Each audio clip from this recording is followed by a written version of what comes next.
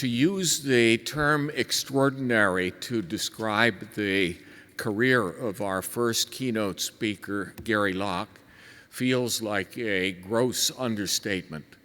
Among other important roles, he has served as the governor of the state of Washington, the U.S. Secretary of Commerce, and the U.S. Ambassador to China. And in most of those roles, he has been a pathbreaker. For example, he was the first Chinese American to be elected governor of any state. He was the first Asian American to be elected governor of any state on the mainland. And he also was the first Chinese American to serve as the ambassador to China. Governor Locke's paternal grandfather came to this country from China. His father served with the U.S. Army in World War II. He has said that he is proud of his Chinese heritage, but is thoroughly American, and he is an Eagle Scout, which is about as all-American as it gets. I wrote that paragraph largely stealing things from the internet yesterday afternoon. And as I was sitting at the table a few moments ago, I realized that he's a little bit younger than I am, but we're about the same age. His paternal grandfather came to this country from Sweden. My paternal grandfather came to this country, what did I say? Your paternal grandfather came to this country from China. My paternal grandfather came to this country from Sweden. Your father served in the Army in World War II. My father served in the Army in World War II. And yet nobody has ever asked me a question about how proud I am of my Swedish heritage or suggested that might compromise my feeling of being thoroughly American. Perhaps believing that his experiences in the state capitol in Olympia, in the U.S. Capitol in Washington, and in the Chinese capital of Beijing had toughened him up for the ultimate challenge, academic politics. Governor Locke now is the interim president of Bellevue College, which has an enrollment of nearly 30,000 students and is the third largest higher education institution in the state of Washington. Please join me in extending a very warm welcome to Governor, Secretary, Ambassador, and Interim President Gary Locke.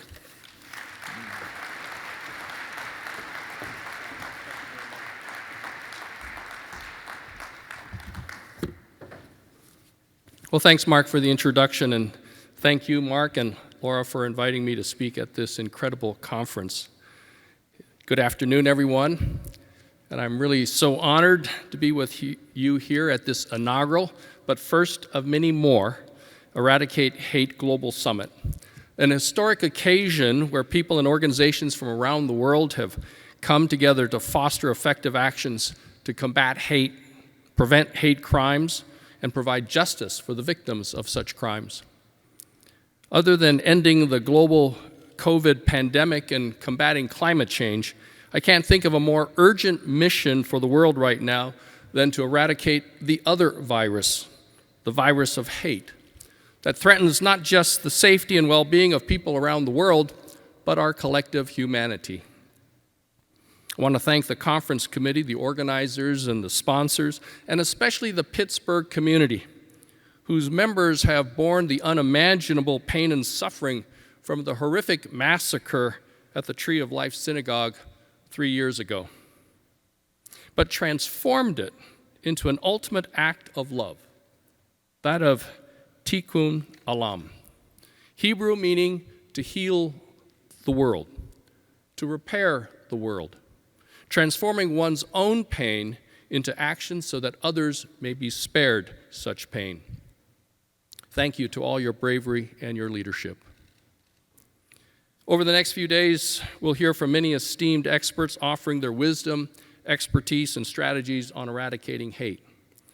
Well, I've been asked to share with you my own story as a proud third-generation Chinese American whose parents and grandparents immigrated from China.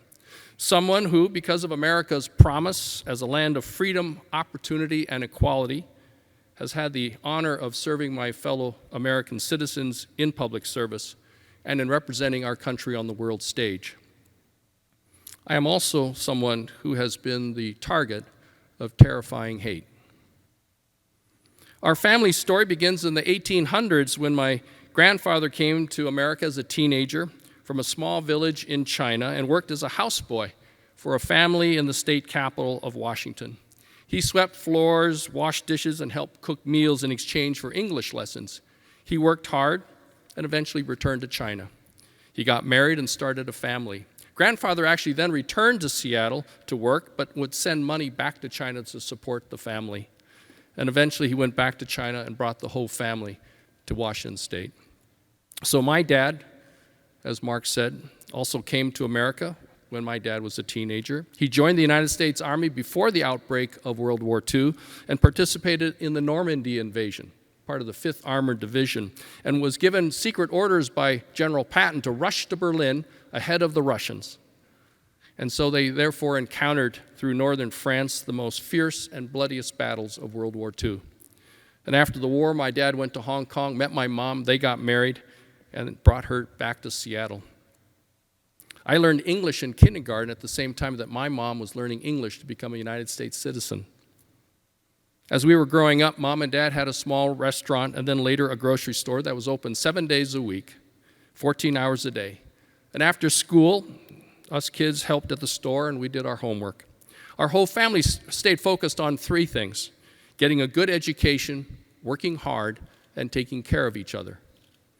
And when I was sworn in as Washington State Governor in 1997, as Mark indicated, I was the first Asian American on the mainland and the first Chinese American elected governor in U.S. history. I noted in my inaugural speech that I was moving into the governor's mansion exactly 1 mile from the house where my grandfather swept floors and washed dishes. And I joked that it took our family 100 years to travel 1 mile. But what a journey it has been. But our family story is the story of millions of families whose ancestors came to these shores from all around the world in search of freedom, opportunity, and equality. Interestingly enough, in that initial 1996 open primary for governor, out of the 15 candidates running for governor, 8 Republicans, 6 Democrats, and 1 Socialist Workers' Party, the top 2 vote getters were people of color. I received 24% of the vote. Norm Rice, the African-American mayor of Seattle, got the second highest at 17%. Together, we received 41% of the vote out of a field of 15, which was quite remarkable when you think about it, that in 1996, 2 candidates of color received that level of support.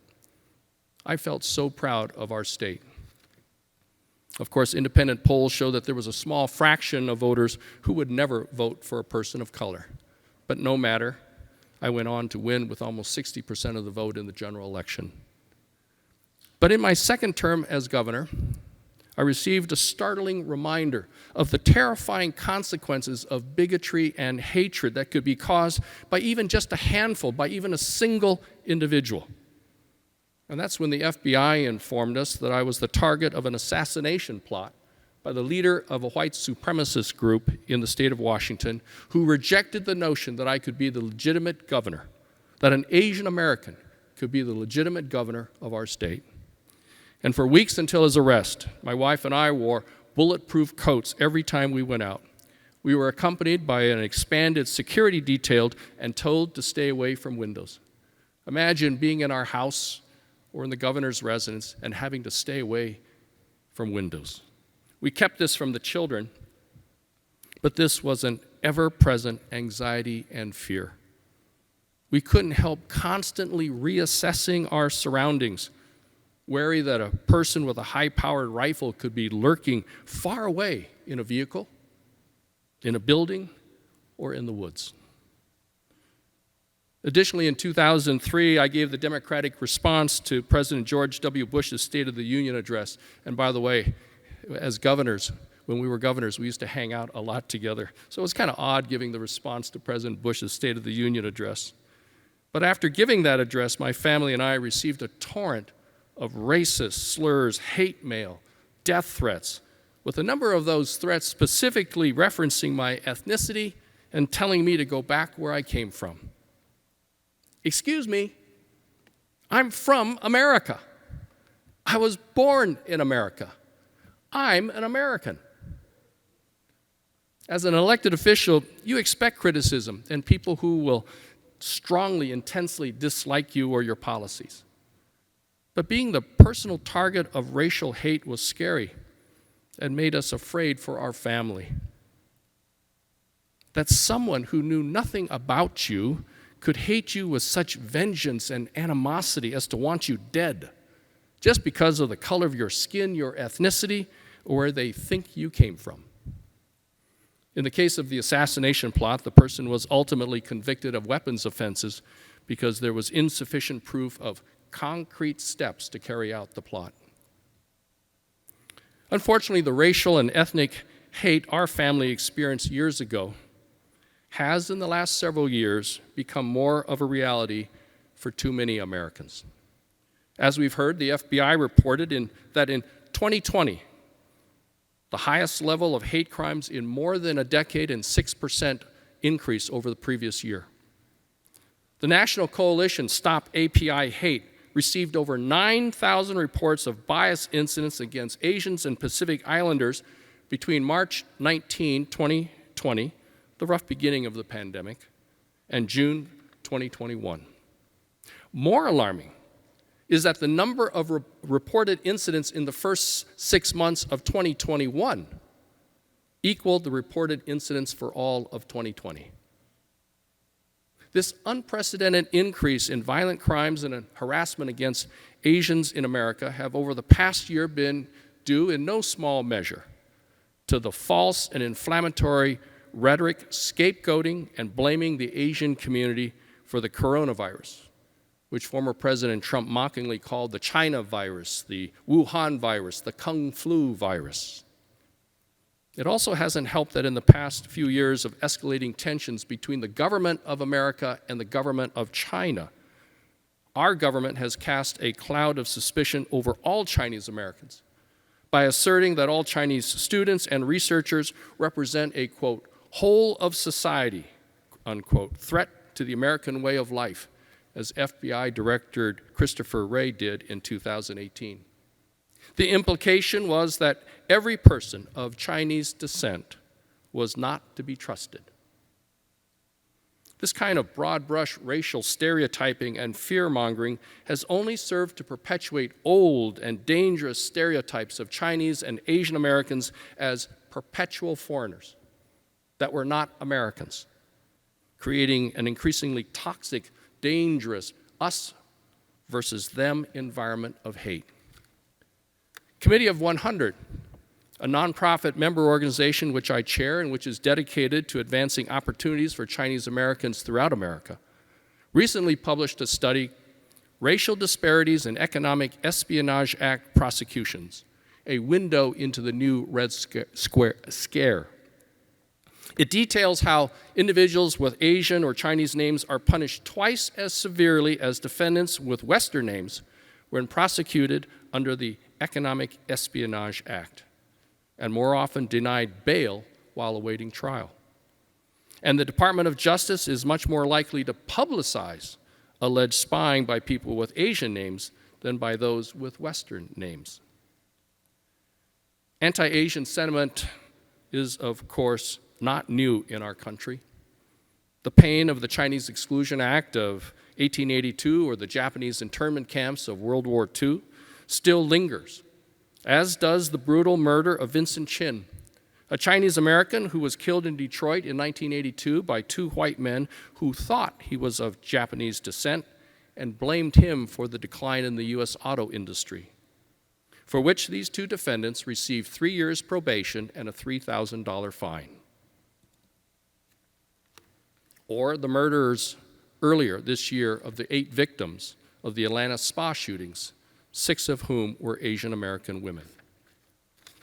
You know, the complaints that the U.S. government has toward the policies of the government of China should not be allowed to lead to the scapegoating of the peoples of Chinese ancestry, whether in China or here in America.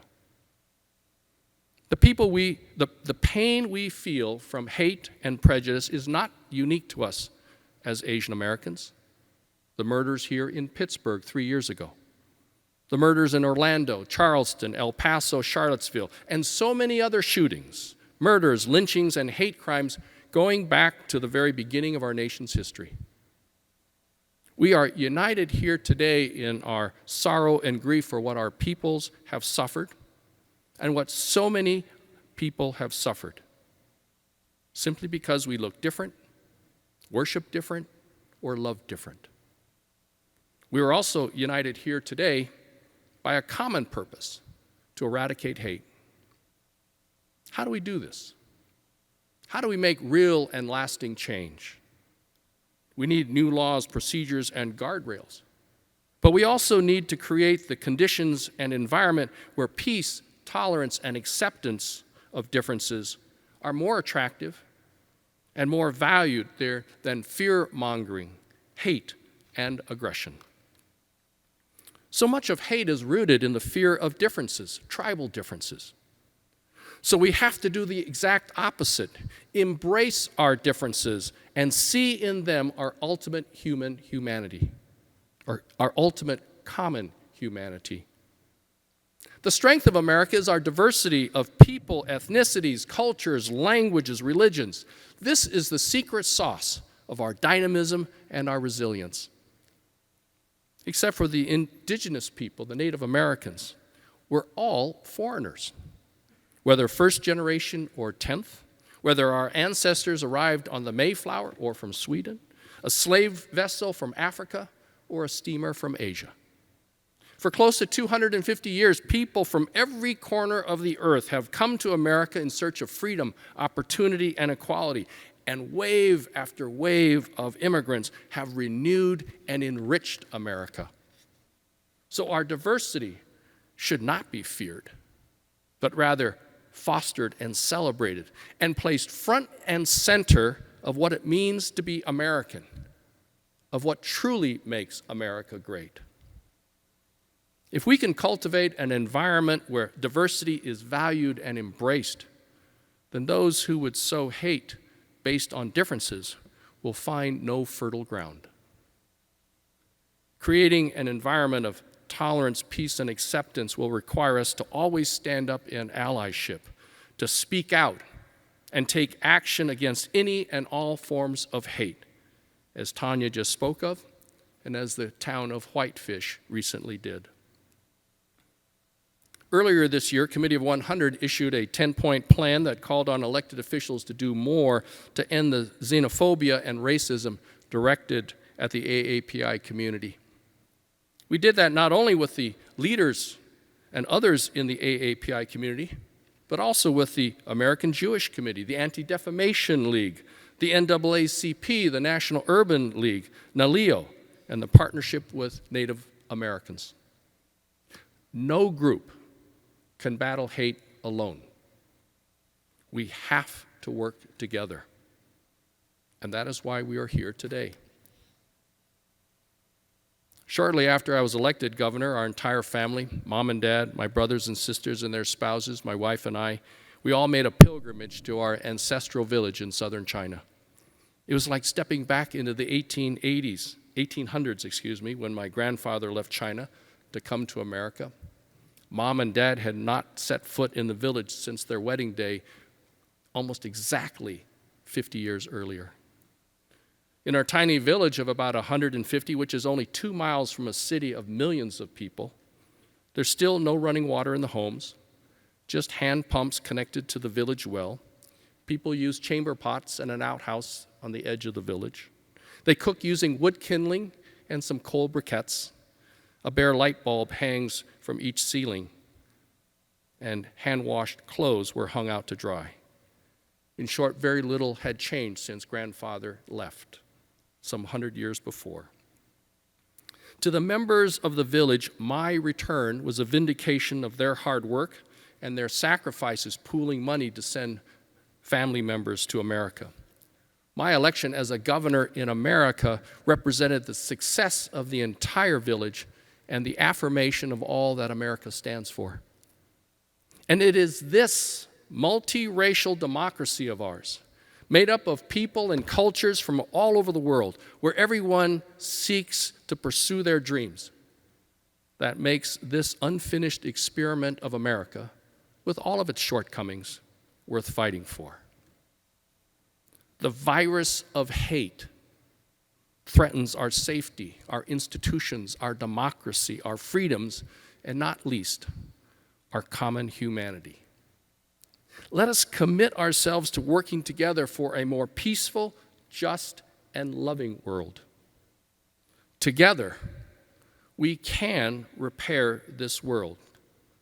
Takum Alam. Thank you very much, and I wish you all a most productive and successful conference.